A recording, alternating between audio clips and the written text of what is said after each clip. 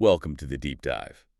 Today, we're taking a rapid train ride right into the heart of Veronica Roth's 2011 debut, Divergent. It was a massive book. And in this deep dive, we're looking at what the sources say made this particular YA dystopian novel just explode. Yeah, it's set in this fractured post-apocalyptic Chicago, and the whole society is built around this incredibly rigid idea. The five factions. So you've got Abnegation for the selfless, Amity for the peaceful, Candor for the honest. Dauntless for the brave, and Erudite for the knowledgeable. And at 16, you have to pick one for life. Which brings us to our protagonist, Beatrice Prior, or Triss.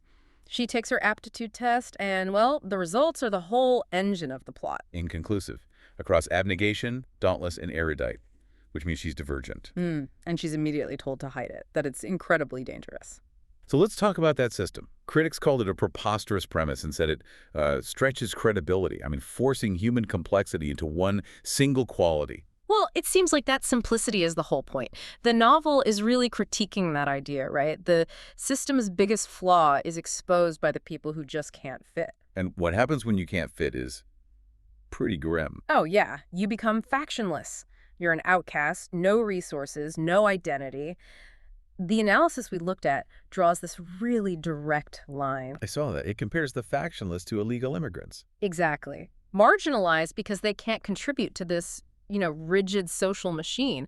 They're stripped of their personhood for just not fitting a mold. And this goes deeper than just who gets food and shelter.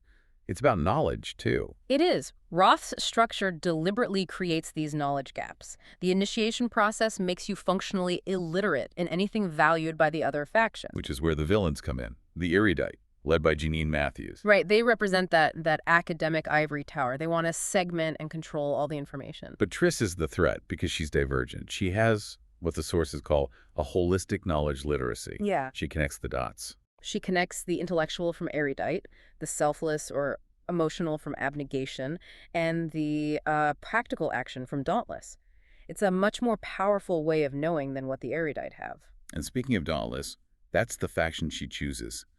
The reviews describe their training as edgy and... sadistic tests of strength and courage. Yeah. Okay, but get this. The real-world source for all that intense training. I love this part. It's from a college syllabus. A Psych 101 class. Roth based the entire Dauntless initiation on the concept of exposure therapy. It's a great little irony, isn't it?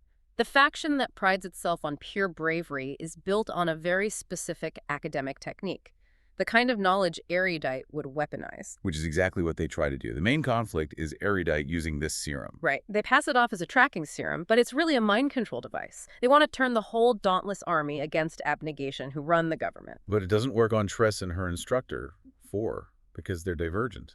At first, yeah. They can resist it. But then Four gets captured and injected with the second serum, an experimental one made just for divergence. That distinction is so crucial. And pulling the lens back a bit, some sources also commented on Roth's Christian faith.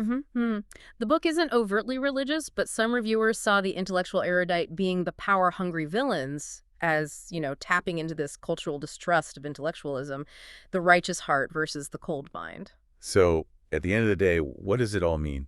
Divergent really struck a chord because it was all about adolescent identity and, I think, questioning the boxes we get put in. And it showed the very real, very violent results of living in an information bubble.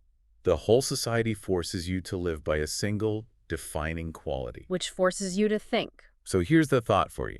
If your test results came back inconclusive, marking you as divergent across abnegation's selflessness, dauntless's bravery, and erudite's knowledge, which one of those three heart, action, or intellect would you be willing to sacrifice just to fit into the system?